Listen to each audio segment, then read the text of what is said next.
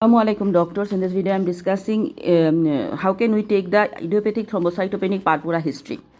So ITP history, actually chief complaints can be present like the child has sudden there is some skin spots presents, small skin spots, that is petici purpura. These chief complaints can become or bleeding from any site on the body, they are telling, then come. So as usual we take the history, onset, course and durations, anything make it better, anything make it worse. Then what happens before anything happened. So before there is upper respiratory tract infections present, which occur fast or together occur the rash. Then the rash full description we analyzing. It is the chief complaints that the rash is blanchable or not, distribution of the rash and progression, is it itchy, anywhere any bleeding.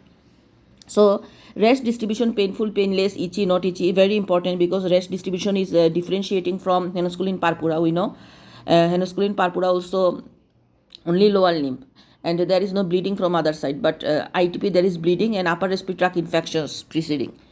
Okay, then we are asking as usual, analyzing that any any other concerns, any chronic conditions the child is suffering or not, and if FWSL, fever, weight, activity, sleep, because petici purpura also leukemia associated with it. So fever, weight, activity, sleep, how long, very important we are asking.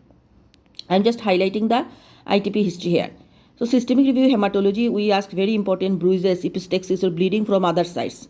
These are the main feature, and history of preceding upper respiratory tract infections. So ITP features are bruises, epistaxis and bleeding from the other sites, ITP, and history of any preceding upper respiratory tract infections.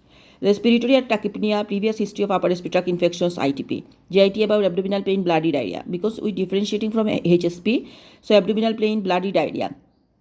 Then another thing, CVS, tachycardia, cold extremity, fainting, signs of any shock and sepsis, abnormal gait, henosculin purpura. Oh, meningococcemia also we can keep.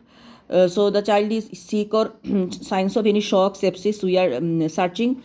And abnormal gait, find henosculin purpura. We ask every question. CNS about consciousness level, if it's deteriorated, seizure, sign of any meningeal irritation for meningococcemia. So CNS, headache, neck stiffness, anytime loss of consciousness, abnormal movement, high-grade fever, toxic, these are meningococcemia.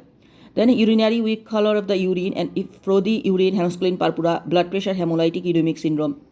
So hemolytic uremic syndrome features, we know that 3 features, anemia, so pale find we, there is acute renal failure, so urine output may be less, and hemolysis and a thrombocytopenia develop. So this triad we will keep in your mind when we take the history. And now MSK, any joint swelling, joint pain, HSP, and history of any contact to COVID patients and immunization status. FWASL, I already told, history of any trauma, sometimes trauma, and history of any drug intake, drug reaction. So these are the keeping the DD and mainly ITP features. If it support, then ITP diagnosis. So ITP features are preceding upper respiratory tract infections. It is an acute, child is active, not toxic. We find there is no any weight loss, nothing. We find there is a petici purpura, that is small spot, big spot also, the whole body, remember. Any distribution is whole body, and there is a different site of bleeding like epistaxis, gum bleeding, anywhere bleeding. These are the features developed in ITP. And we can differentiate from the others. So ITP also chronic occur. So this is the history of ITP.